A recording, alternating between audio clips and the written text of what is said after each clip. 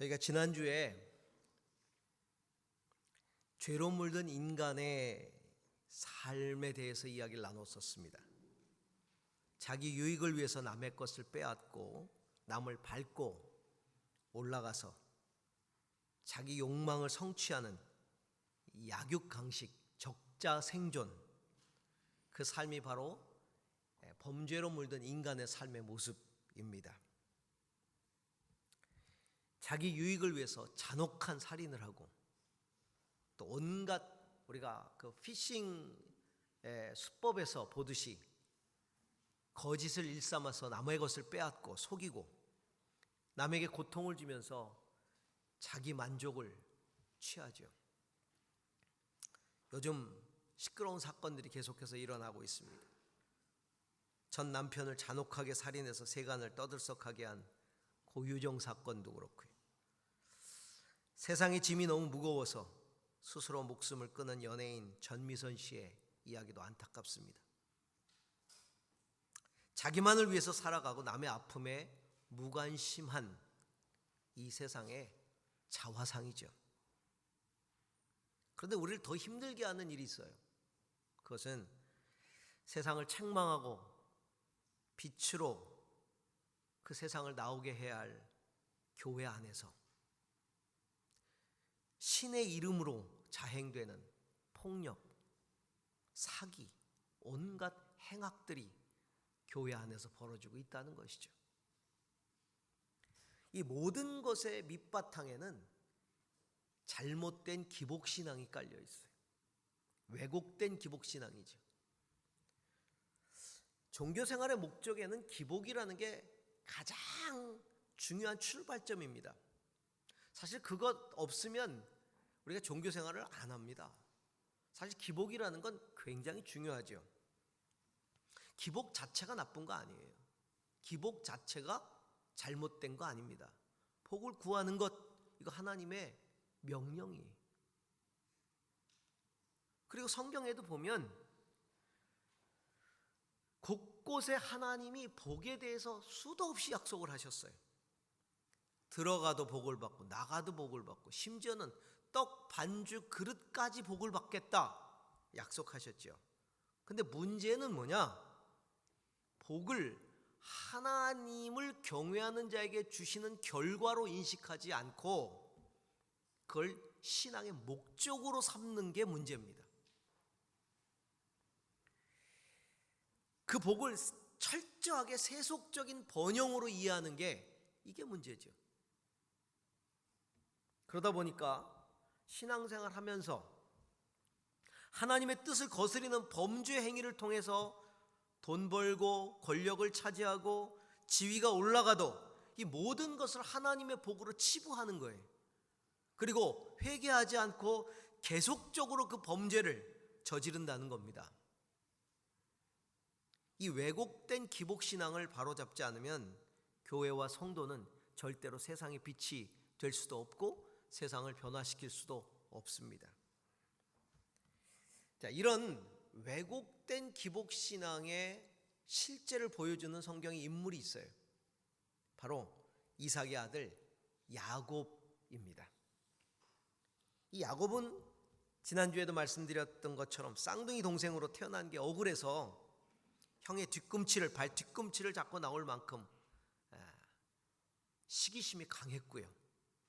장자의 복을 얻으려고 팥죽 한 그릇에 형의 장자 명분을 빼앗았고 어머니하고 결탁해서 눈 나쁜 아버지를 속이고 장자의 축복 기도를 갈취했습니다. 그리고 일평생 복을 얻기 위해서 애썼죠. 외삼촌 집에서는 복을 얻으려고 하나님을 이용했어요. 나중에는 하나님과 씨름까지 해가면서 복을 얻어냈던 인물입니다. 오늘 그런 삶을 살았던 야곱의 인생에 있어서 가장 중요했던 순간을 묵상해 보고자 합니다. 왜 이 순간이, 이 경험이, 이 이야기가 야곱에서 중요하냐면 야곱이 그토록 원했던 복을 하나님께서 가르쳐 주신, 무엇이 진정한 복인가를 가르쳐 주신 장면이기 때문에 그렇습니다. 형 에서를 피해서 형 에서가 받아야 할 장자의 축복 기도를 뺏어서 자기가 받고 그 형이 두려워서 형 에서를 피해서 도망해서 외삼촌 라반의 집으로 달아나지요. 그 달아나던 때 광야에서 경험했던 사건입니다. 이 사건이 우리에게 깨닫게 해주는 복의 의미들이 있습니다. 그 첫 번째, 이 사건이 깨닫게 해주는 진정한 복의 의미는 바로 복은 복의 근원이 되는 하나님의 임재를 깨닫는 게 진정한 복이다라는 겁니다. 자, 야곱이 형 에서를 피해서 도망갑니다. 하란으로 도망갑니다. 브엘세바에서 하란으로 도망가는데 그 거리가 800km입니다. 서울 부산을 왕복하는 거리입니다. 말이 800km지 광야를 그것도 걸어서, 그건 죽는 거나 마찬가지. 정말 험하기 그지없는 먼 길을 떠나는 거죠. 도적대가 들끓고 이방 족속의 위험이 있고 들짐승이 노리고 더위와 추위와 굶주림이 괴롭히는 광야의 길을 그는 걸어갑니다. 가족을 떠나서 광야에 들어섰을 때 야곱이 얼마나 서러웠겠어요. 얼마나 두려웠겠어요. 얼마나 외로웠겠습니까? 회의가 들었을 겁니다. 아니, 이게 내가 그토록 쟁취하고 싶었던 복이란 말인가?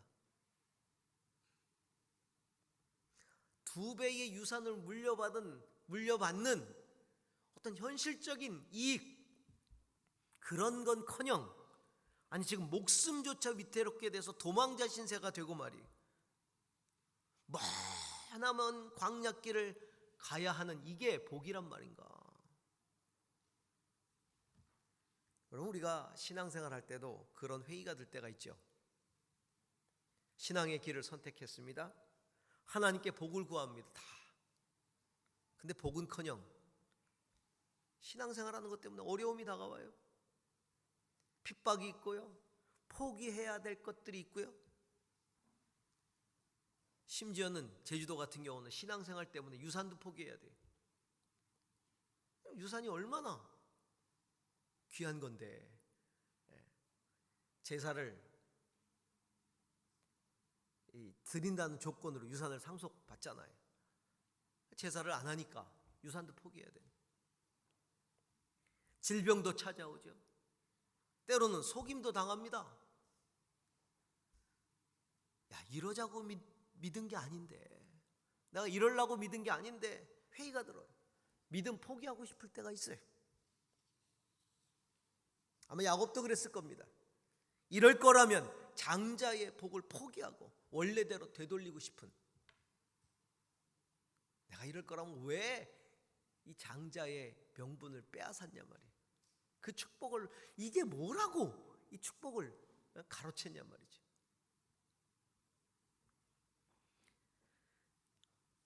그는 출발을 해서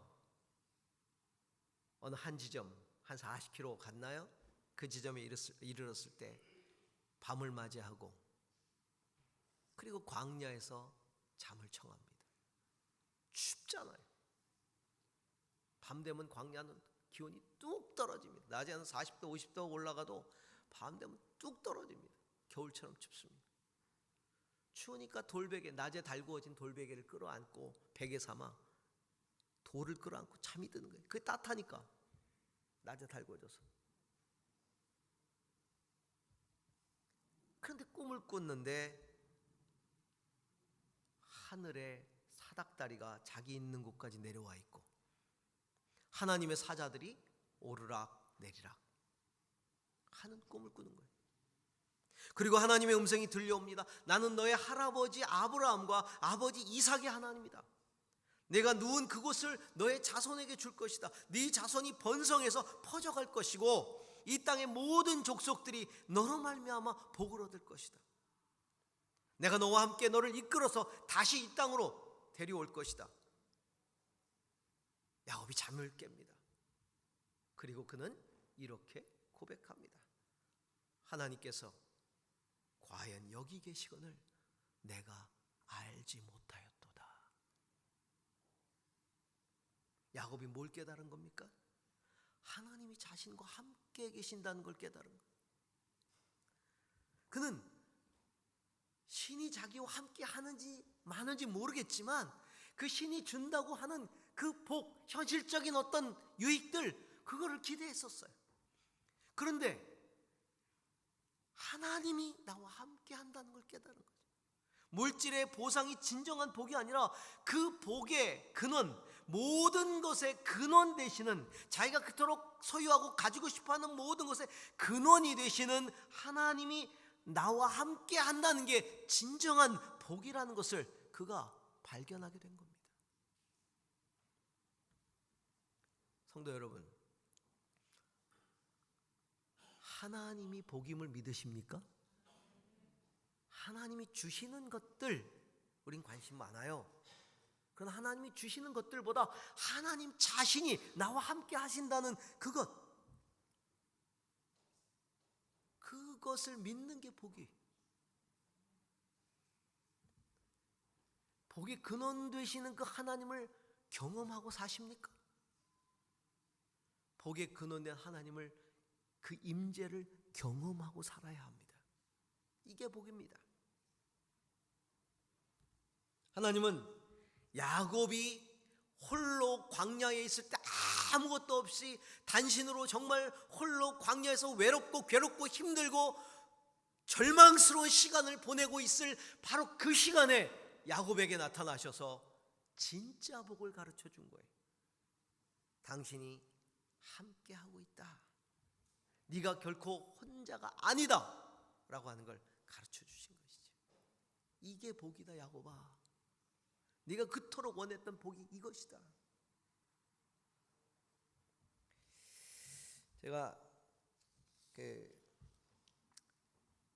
SNS에 우리 강동진 목사님과 친구인데, 강동진 목사님이 SNS에 본인이 간증의 글을 올렸던 거에 대해서 누가 오래 지나서 다시 답글을 달았어요.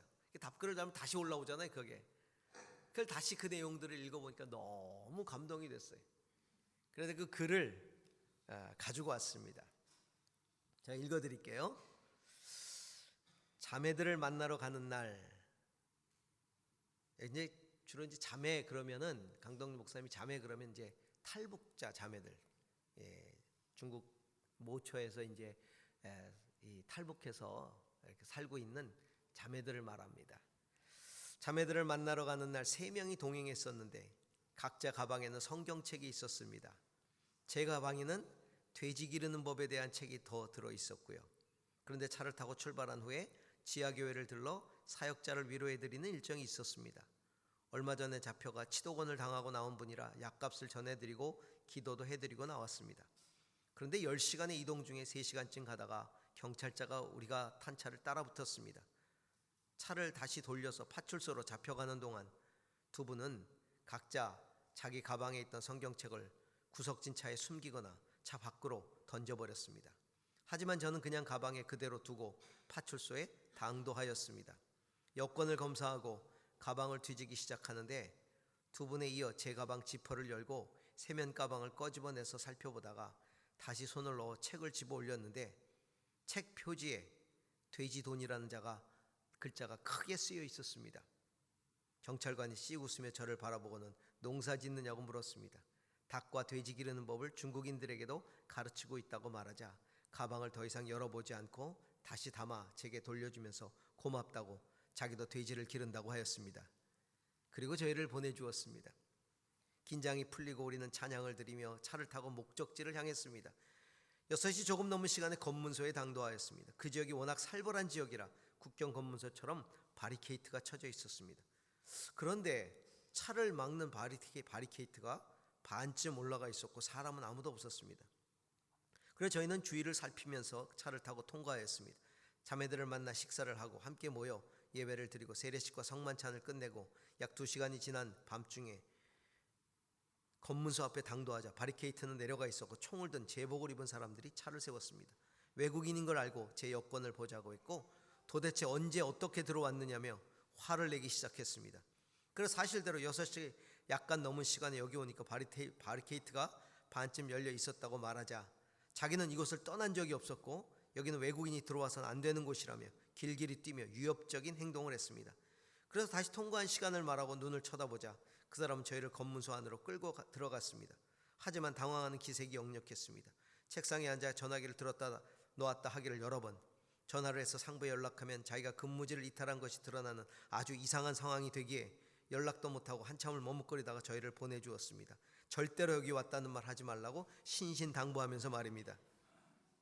디모데 할아버지를 만나고 자매들이 전도한 분들과 만나 말씀을 나누는 일을 우리 주님이 기뻐하셔서 그들에게 가는 길을 세밀한 손길로 인도하시고 보호하시고 길 없는 길을 주님이 길 되셔서 인도하신 것을 그날 늦은 밤 총총한 밤하늘의 별을 보며 얼마나 소리 높여 찬양하며 눈물을 흘렸는지 모릅니다. 주님은 신실하시고 살아계십니다. 아멘. 그렇습니다. 하나님이 우리와 함께 하시는 것이 복입니다. 아멘. 두 번째로 오늘 사건이 우리에게 가르쳐놓은 진정한 복은요, 바로 그 복의 근원 되시는 하나님의 약속을 깨닫는 게 복이다. 임마누엘 하나님을 경험하는 것이 복이면서 동시에 그 하나님의 약속을 깨닫는 게 복이라는 겁니다. 야곱에게 나타난 하나님은요, 야곱에게 자, 당장 집으로 돌아가라. 너 뭐 하는 거냐?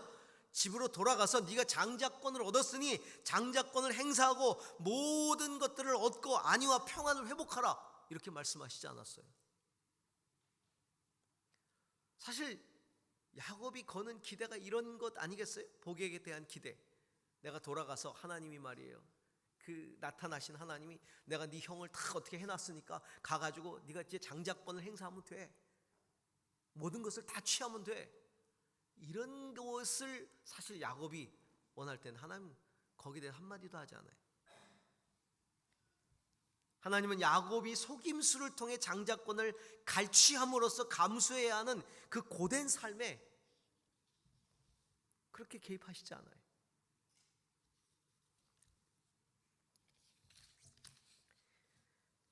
외삼촌 라반의 집에서 20년간 그 값을 치러야 한다는 겁니다.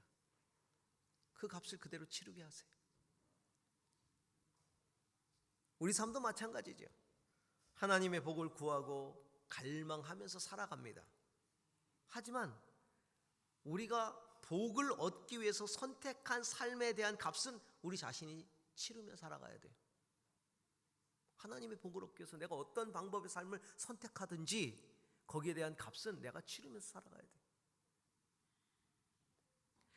하나님이 야곱에게 약속하신 것은 그런 복이 아니라 하나님이 구원의 역사를 위해서 아브라함과 이삭과 함께 야곱을 택했다. 너의 할아버지의 하나님, 아버지의 하나님, 그리고 너의 하나님이다. 그리고 조상들에게 하셨던 땅과 민족과 복의 근원되는 것에 대한 약속 다시 확인해 주시는 거죠. 그 약속을 이루기까지 내가 함께 하겠다. 이거는 야곱이 당장 기대하는 현실적인 복과는 다른 거예요. 그런데 하나님의 약속을 확인한 야곱은 그 약속을 받아들입니다. 그리고 약속에 근거한 복을 구하고 하나님께 서원합니다. 근데 여러분, 우리가 기억해야 할 것은 하나님의 약속을 받아들이는 것하고 약속하신 하나님을 온전히 신뢰하는 것하고는 별개의 문제예요. 하나님의 약속을 받아들일 수 있어요. 그러나 약속하신 하나님을 온전히 삶 속에서 신뢰하는 건 현실적인 문제입니다. 야곱은 하나님이 그렇게 약속하시니까 조건을 내걸고 서원을 합니다. 무사히 아버지 집으로 다시 돌아올 수 있게 해주시면 여호와께서 나의 하나님이 되실 것이고, 지금 하나님이 나타나셔서 말씀하고 계시는데, 약속해주고 계시는데도 그렇게 조건을 내거는 거예요. 내가 다시 무사히 여기로 돌아오면, 물론 자기가 원하던 복에 대한 건 내려놓고 하나님이 약속하신 복을 받아들이기는 해요. 그런데 하나님의 약속대로 정말 내가 여기 잘 돌아오게 해주시면 내가 여호와를 나의 하나님으로 인정하겠습니다. 그리고 내가 여기 세운 이 돌이 하나님의 집이 될 것이고 내가 당신께 11조를 드리겠습니다. 조건을 내걸고 서원을 하죠. 이게 야곱이에요.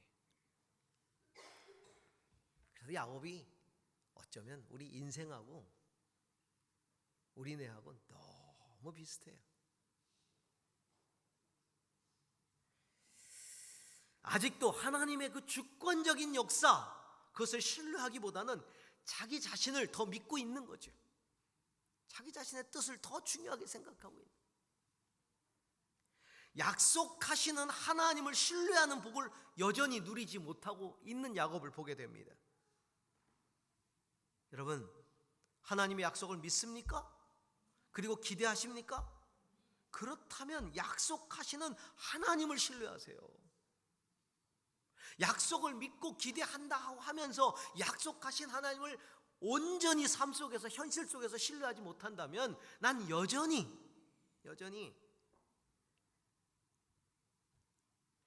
약속하시는 그 하나님을 믿는 축복을 누리지 못하고 있는 겁니다.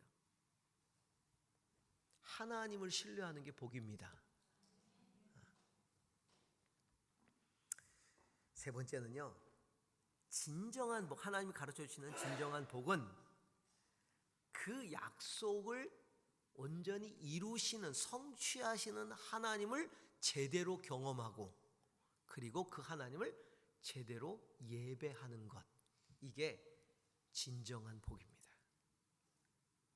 좀 더 쉽게 말하면 약속하신 하나님, 그 하나님의 약속이 온전히 내 삶 속에 성취되는 걸 경험하면서 그 약속하신 하나님을 온전히 믿고 경배하게 되는 것, 이게 참된 복이라는 거죠. 야곱은 하나님과의 약속대로 외삼촌 라반의 집에서 무사히 돌아옵니다. 그리고 형 에서와도 화해합니다. 그렇다면 제일 먼저 했어야 할 게 있죠. 뭐죠? 서원을 지켜야 되잖아요. 무사히 돌아오게 해주시면 하나님께 단을 쌓고 하나님의 집이 되게 할 것이며, 그리고 하나님의 이름을 부르고 하나님 앞에 10의 1을 드리겠다고 분명히 약속했잖아요.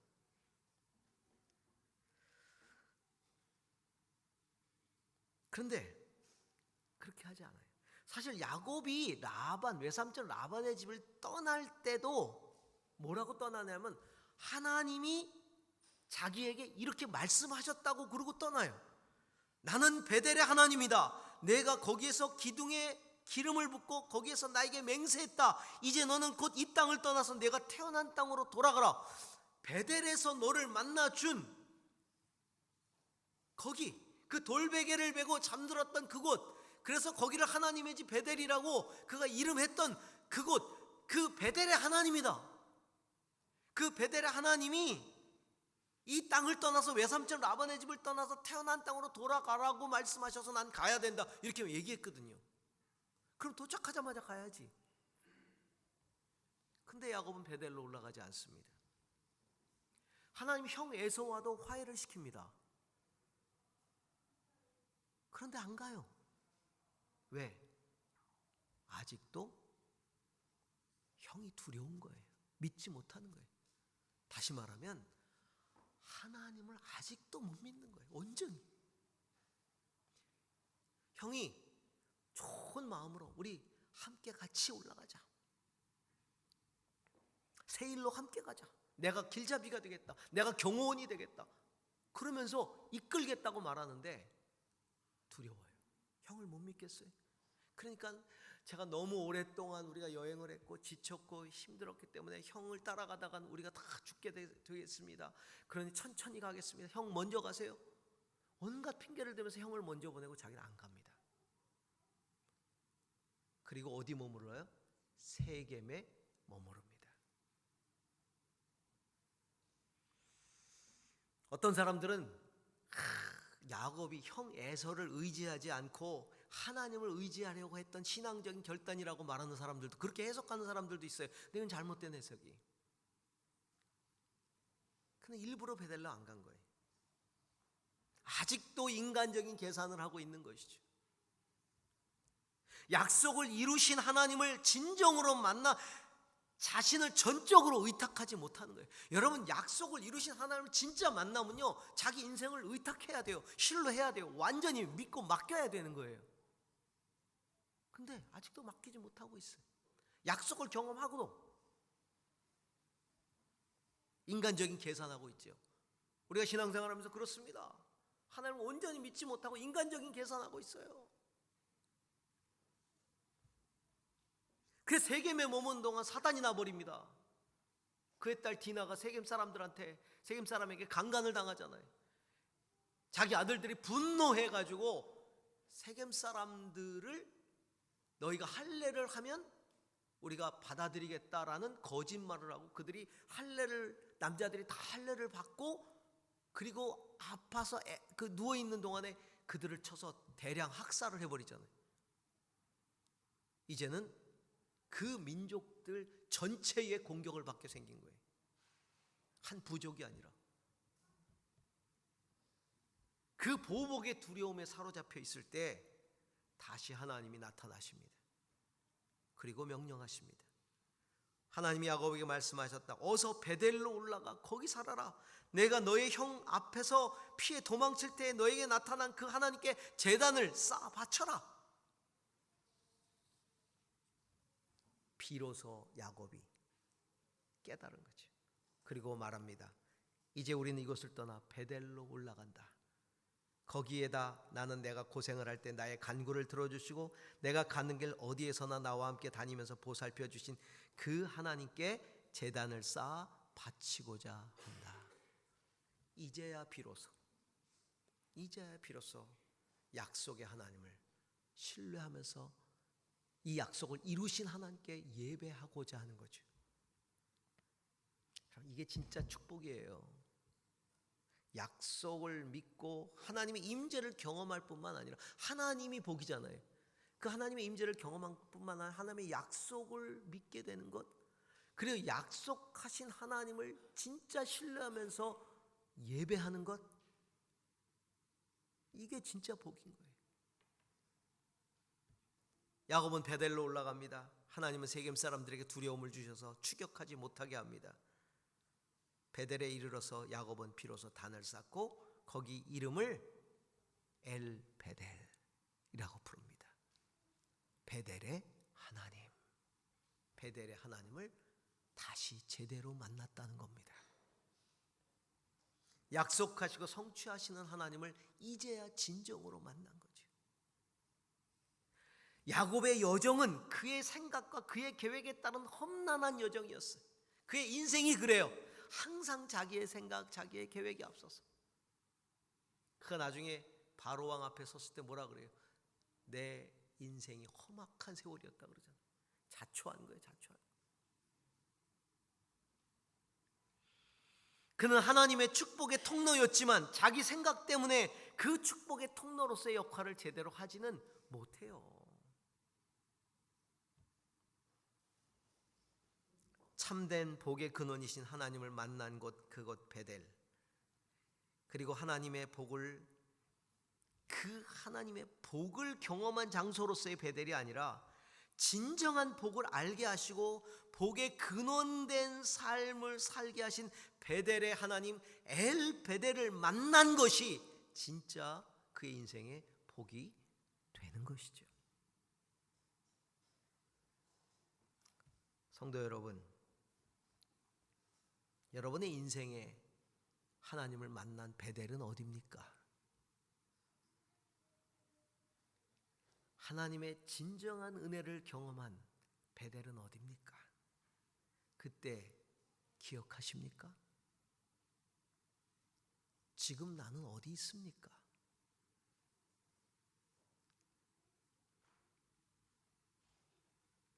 하나님을 만나고 은혜를 경험하고 하나님의 약속을 받았던 그 영적인 자리에 내가 서 있습니까? 아니면 아직도 하나님을 신뢰하지 못해서